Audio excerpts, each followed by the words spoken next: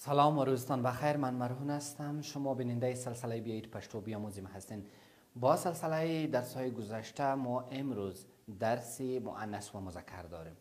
برخلاف زبان دری فارسی، در زبان پشتو ما مؤنث و مذکر داریم که وسط زبان پشتو را نشان میدهد. مثلا وقتی که شما در زبان فارسی دری کلمات استفاده میکنین، برای مرد و زن عین کلمات استفاده میشه. مثلا فعل آمدن میگیم که احمد آمد و ناجیه آمد، هر دویشان آمد گفته میشه. ولی در زبان پشتو وقتی که میگین احمد آمد، احمد راغلی، ولی ناجیه راغله. اینجا شما متوجه میشین که فعل متفاوت میشه و به نظر داشت کلمات هستند که مؤنث و مذکر هستند. و این اساس در زبان پشتو ما مؤنث و مذکر داریم که ما این مؤنث و مذکر با نظر داشت مشخصات خود، با نظر داشت نشانه های خاص که در کلمات در آخر کلمات میاین جمع بندی کردیم که برای شما ارائه میگردند. یک چیزی که شما باید متوجه باشین است که در زبان پشتو و در زبان های دیگر همیشه حرف آخر در کلمه سر تمام جمله تاثیرگذار هستند و جمله را برای خود مطابقت میدهند. در اینجا شما متوجه میشین ما صدای ای داریم. هر آنگاه که در هر اسم یا کلمه در آخرش ای آمد یا حرف آی مؤنث آمد، این کلمه مؤنث هستند. مثل نری، کوچی، انجلی، کژدی، دودی، آبی. اینجا یک نکته باید شما در نظر داشته باشین، او ای که هر وقت حرف آخر کلمه سر کلمه تاثیر میگذاره و هر کلمه سر مکمل جمله تاثیر میگذاره. کاتگوری دوم کاتگوری زبر هستند. ما و شما در واولها زبر خوانده بودیم که زبر نصف الف هسته. اینجا شما متوجه میشین هر آنگاه که زبر در آخر کلمه آمد و کلمه مؤنث هسته، مثل استرگه، خوژه، شزه، خله، پشه، کوته. و کاتگوری سوم الف هستند. هر وقت که در آخر کلمه الف آمد و کلمه مؤنث است، مثل شکلا، رنا، زلا، جڑا، خنده، انا. در این کاتگوری بعضی از اسمایی هستند که اونها کلمتا مؤنث هستند ولی با نظر داشت موصوف خود مذکر هستند. مثل مولا امام مسجد جامع را. مولا امام مسجد جامع را چه هستند؟ کلمتا مؤنث هستند ولی با نظر داشت موصوف خود که مولا یک مرد هستند و مذکر هستند، او کلمه چی شده؟ مذکر برای جمله استفاده میشه. کاتگوری چهارم واو طویل هسته. در واو طویل هر وقت که واو طویل در آخر کلمه آمد و کلمه مؤنث هستند، مثل بزو، پیشو، شارو، پشتو، ورشو، سکالو. کاتگوری پنجم کاتگوری هسته که در این کاتگوری ما متوجه میشین کلمات که از نگاه معنا مؤنث هستند، یعنی نشانی مؤنث بودن یا نشانی تانیث در او وجود نداره، مثل مور، خور، لور، مجور، اندرور. تا اینجا شما متوجه شدین پنج نشانه ما گفتیم که هر وقت این پنج نشانه ها در ایتو کلمات بیایه و کلمات مؤنث هستند. بعضی استثناءات بسیار جزئی وجود داره که ما اینجا وقت ما را او ضایع نمیکنیم، به خاطر اینکه او بسیار خرد و بسیار چی هستند، جای بسیار مخصوص دارن. میایم به مذکر مثل که ما دیدیم که مؤنث از خودشان علامات داره، مذکر همچنان از خودشان علامات و مشخصات خود دارن. اول اینکه وقتی که در آخر هر کلمه در آخرش کانسوننت یا یک آواز بی صدا، یک حرف بی صدا آماده بود، اون کلمه مذکر هستند. مثل میز، کور، قلم، غوږ، لاس، کتاب. اینجا شما متوجه هستند حرف آخرشان مکمل یک کانسوننت هستند، یک حرف بی صدا هستند. این تمام کلمات وقتی که شما میبینین در آخرشان کانسوننت یا حرف بی صدا میه و کلمات مذکر هستند. دیگر وقتی که یای مذکر ما و شما در واولها خوانده بودیم، میایه تمام اون حرفها، تمام اون کلمات مذکر هستند، مثل سړی، لرگی، بنگی، غوایی، زوی. اینجا شما متوجه میشین که این کلمات مکمل چه هستند؟ کلمات مذکر هستند. کاتگوری دیگر واو کوتاه هست. اینجا شما باید متوجه باشین که ما در مؤنث هم یک واو طویل داشتیم ولی اینجا واو کوتاه هستند. فرقشان او هست. او برای مؤنث، او برای مذکر. تالو، سالو، بازو، زردالو، شفتالو، مانو و امثال دیگر. کاتگوری آخر در مذکرات کاتگوری هستند که ما و شما وقتی که اول تشریح میکردیم گفته بودیم که زبرکه نصف زبر هستند و سوم یا چهارم حصه الف هستند. زبرکه وقتی که در آخر یک کلمه آماده بود او کلمه مذکر هستند، مثل نیکه، زره، تره، وره، پاخه. زبر و زبرکه شما فرقشان زبر و زبرکه شما متوجه میشین که یک فرق بسیار خورده دارن که زبرکه نصفی زبر میشه. شاید خوشو دوستانو موږ په مخکني درس کې د مؤنث او مذکر نښې او نښانې ویلې او په دې پوه شولو چې څه وخت یو اسم مذکر کیږي او څه وخت یو اسم مؤنث کیږي. په همدې توګه څنګه چې هلته مو هم ویله چې د یوې کلمې آخري توری پر یو کلمه باندې تاثیر شندي او هغه کلمې ته جنسیت وربخښي او هغه کلمه پر جمله باندې تاثیر شندي او هغه ټوله جمله د ځان پسې اړوي. نو د دغه مؤنث او مذکر جوړښت دلته ځکه مهم دی چې په جمع کې هم عین حالت ځان ته غوره کوي. کله چې یو اسم یا یو کلمه جمع کیږي نو په عین توګه مؤنث او مذکر په نظر کې نیول کیږي. دلته تاسې په لومړۍ کټګوري کې وینئ ټول هغه اسمونه چې په کانسوننت سره پای ته رسېدلي وي هغه په آن سره جمع کیږي. دلته تاسې ګورئ چې هلک، مچ، ګل، پړانګ. آخري توري چې په هلک کې کاف، په مچ کې چ، په ګل کې لام او په پړانګ کې ګاپ دي کانسوننت یا هغه حروف دي چې خپل د ځانه حرکت نه لري بلکې د یو بل حرف په وسیله باندې یا د واول په وسیله باندې دې ته حرکت ورکول کیږي. نو په دې اساس هر کله چې د کلمې په آخر کې کانسوننت راغلی و هغه کلمه په آن باندې جمع کیږي. هلک، هلکان، مچ، مچان، ګل، ګلان، پړانګ، پړانګان.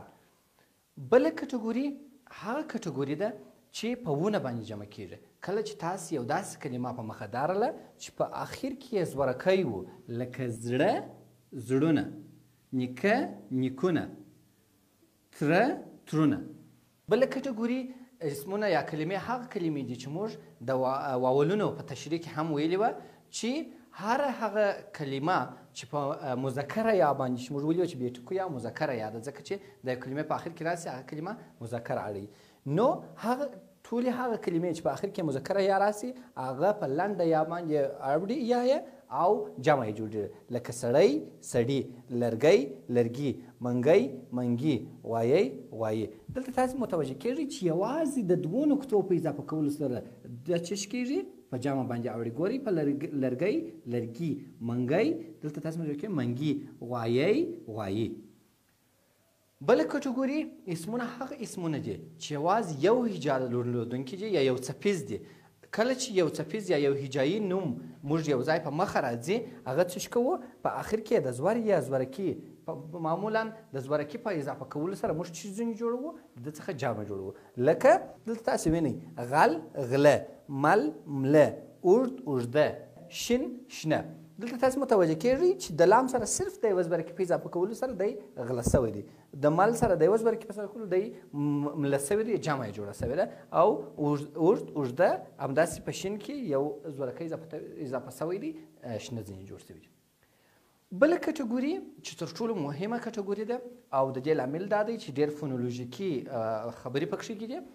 کله چې په یو کلمه کې ما قبل الاخر حرف یعنی تر نون چې یو تر اخري حرف چې یو حرف مخکې وو راغلی وي هغه وو په الف باندې بدلیږي او په اخر کې یو زورکی ور اضافه کیږي هغه جمع کیږي. وو یې په الف اړوو او په اخر کې یو یا زورکی یا زور ور اضافه کوو هغه جمع جوړو. پښتون، پښتانه. دلته تاسو ګورئ یم، یامه.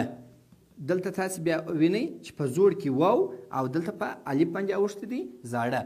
تریو کې تاسو وینئ چې ما د یو وو دواړه یاد کړي وه چې یې دلته په چی باندې بدلېږي په واو باندې بدلېږي ځکه یو فونولوژیکي تعامل دی تریو په اخر کې زبر کولېږي په تروا باندې بدلېږي او جمع یې جوړېږي تاسو وینئ موږ په دغه درس کې د مذکر ټول هغه اسمونه چې مذکر دي او جمع یې راځي هغه تشریح کړله تاسو باید دې ته متوجه اوسئ چې ډېر وخت داسې کیدای شي ځینې استثناءات موجود وي ولې استثناءات په عمومیاتو کې نه راځي نو په دې اساس موږ تاسو ته عمومیات په لاس درکړله استثناءات تاسو خپله کولی شئ چې په ژبه کې په پوه سئ او ځان ته یې پیدا کړئ او ځان په خبر کړئ د دغه کټګورۍ سره په څنګ کې څنګه چې موږ مؤنث او مذکر بیل کړي وه د دې د جمع حالتونه هم بیل دي موږ د مذکرو اسمونو د جمع حالتونه وویله اوس راځو د مؤنث حالتونو ته لومړی کټګوري چې موږ ته په نظر راځي او تر ډېرو تر هر څه زیاته استفاده کېدونکې ده هغه دا دی چې په هغه کلمو کې چې زور یا زورکی په آخر کې راغلی وي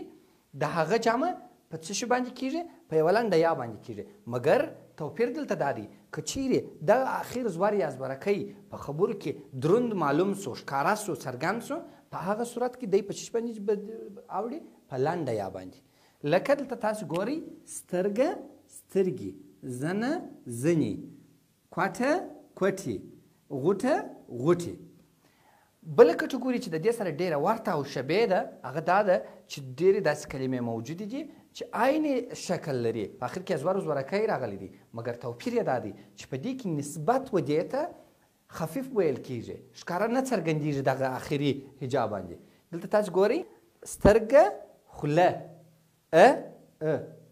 سترګه خوله په دا باندې دلته فشار ډېر دی دلته تاسو متوجه کېږئ چې خوله دلته ګورئ جمع یې په چی راځي په خولې باندې راځي دلته تاسو متوجه یاست په سترګه کې او په خوله هغه فشار ډېر په چی باندې راځي په دې باندې راځي نو دلته دا په خولې باندې جمع کېږي دلته ګورئ زنه چاړه نو ځکه دا په زنې او دا په چاړې باندې جمع کېږي یعنی دوه ټکي سر په سر باندې راځي چې دا چې شي اوږده یاسي بل مثلا تاسو دلته ګورئ کوټه کوټه دلته تاسو متوجه یاست چې کوټه په کوټې باندې جمع کېږي او کوټه په کوټې باندې جمع کېږي یعنی فشار دلته ډېر دی پر دغه آخري حرف باندې نو په دې اساس په کم وخت کې چې خفیف وویل سي یعنی ډېر نه سي څرګند په هغه وخت کې په لنډه یا او څه وخت چې ډېر څرګند سي او ښکاره سي په هغه وخت کې په اوږده یا باندې جمع کېږي یا لکه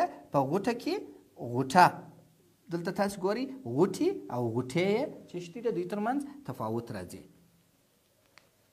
بله کټګوري اسمونه هغه اسمونه دي چې په اوږد واو باندې پای ته رسېدلي وي په اوږد واو باندې پای ته رسېدلي اسمونه د ګانې په اضافه کولو باندې څه کېږي جمع کېږي دلته ګورئ اوږد واو دا یې بیزوګانې پیشو پیشوګانې شارو شاروګانې پښتو پښتوګانې باندې دی څه کېږي جمع یې په ګانې باندې راځي بله کټګوري هغه کټګوري ده چې په لنډه یا باندې ټولې هغه کلمې چې مؤنث کلمې دي او په لنډه یا ختمې سوي دي هغه کلمې موږ څه کوو د جمع دپاره موږ آخري یا په مؤنثه یا باندې اړوو او جمع یې جوړوو لکه دوستي دوستۍ خپلوي خپلوۍ راستي راستۍ خوشحالي خوشحالۍ دلته تاسو متوجه کېږئ چې صرف د دوو ټکو ایسته کولو او د مؤنث یا په زیاتولو سره دا څه جوړه شوله جمع یې جوړه شوه موږ مخکې بحث وکړئ په مؤنث اسمونو کې موږ یو ډول اسمونه درلودله چې خپله یې کومه نښانه یا علامه نه درلوده چې مؤنث واوسېږي بلکې د دوی لپاره معنا ان یا د دوی موصوف مؤنث و نو په دې اساس په هغه کې موږ مور خور نژور درور او داسې نور درلودل د دوی جمع په دې اساس چې دوی استثناءات دي هم په استثنائي توګه څه کېږي بدون د کومې قاعدې کېږي کومه قاعده نه لري لکه مور په منډې باندې اوړي خور په خوندې باندې نژور په نژندې باندې او درور په درندو باندې اوړي درنو دوستانو تر دې ځایه تاسو پوه شولاست چې په پښتو ژبه کې په لومړي لوست کې تاسو د مؤنث او مذکر نښې نښانې زده کړې په دوهم درس کې تاسو په دې پوه شولاست چې موږ څنګه کولی شو یو مؤنث اسم جمع کړو او څنګه کولی شو یو مذکر اسم جمع کړو مګر یوه خبره چې زه تکرارا بیا کوم هغه دا ده چې په ژبه کې ډېر استثناءات موجود دي چې د ژبې د استفادې څخه وروسته تاسو په دې پوهېدای شئ چې دغه شی یو استثنائي حالت لري او دلته استفاده کېدای شي مګر کوم شیان چې په عمومي توګه استفاده کېږي هغه موږ تاسو ته وړاندې کړل هیله من یم چې د پاملرنې او توجه وړ مو ګرځېدلي وي تر بل درس پورې مو الله حافظ او ښه وختونه.